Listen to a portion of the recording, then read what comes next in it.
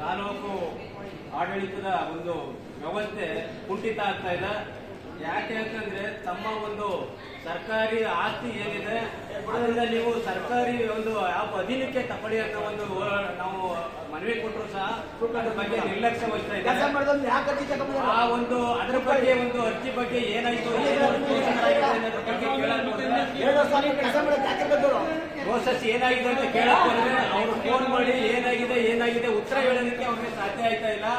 ಆಡಳಿತದ ವ್ಯವಸ್ಥೆ ಯಾವ ತರ ಇದೆ, ಜಿಲ್ಲಾಧಿಕಾರಿಗಳು ಯಾವ ರೀತಿ ಇಲ್ಲಿ ಬಂದು ಇನ್ಸ್ಪೆಕ್ಷನ್ ಮಾಡ್ತಾ ಇದ್ದಾರೆ, ಆಡಳಿತ ನಡೀತಿದೋ ಇಲ್ವೋ ಅಂತ ಅಂದ್ಬಿಟ್ಟು ಜಿಲ್ಲಾಧಿಕಾರಿ ಗಮನಕ್ಕೆ ಬರ್ತಾ ಇದೀವೋ, ಜಿಲ್ಲಾಧಿಕಾರಿಗಳು ಏನ್ ಕೆಲಸ ಮಾಡ್ತಾ ಇದ್ದಾರೆ, ಸಂಬಂಧಪಟ್ಟ ಎಸಿ ಅವರು ಏನ್ ಕೆಲಸ ಮಾಡ್ತಾ ಇದ್ದಾರೆ, ಆ ಒಂದು ನಿರ್ಲಕ್ಷ್ಯತೆ ಇಲ್ಲಿ ನಡೀತಾ ಇದೆ. ಇದರ ವಿರುದ್ಧವಾಗಿ ಆಡಳಿತದ ವಿರುದ್ಧವಾಗಿ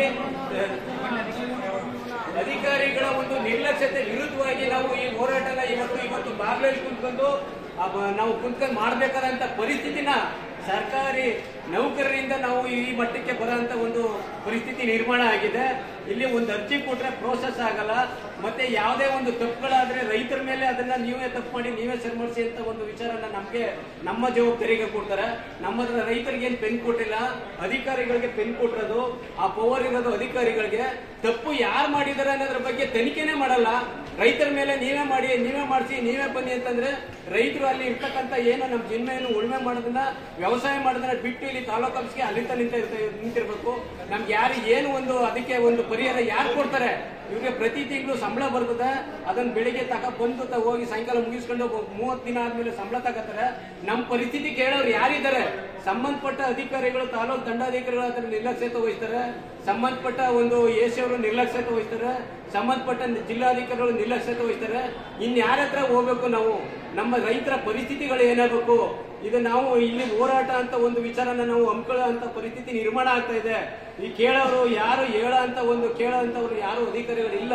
ನಾವು ಹೋರಾಟ ಮುಗಿಯೋ ತನಕ ಈ ಭಾಗದಿಂದ ಎದ್ದೋಗಲ್ಲ. ಬಂದು ನಾವು ಇಲ್ಲೇ ರಾತ್ರಿ ಎಲ್ಲ ಮನಿತೀವಿ. ಬಂದು ಅಧಿಕಾರಿಗಳು ಬರಬೇಕು, ನಮ್ಮ ಸಮಸ್ಯೆನ ಬಗೆಹರಿಸಬೇಕು.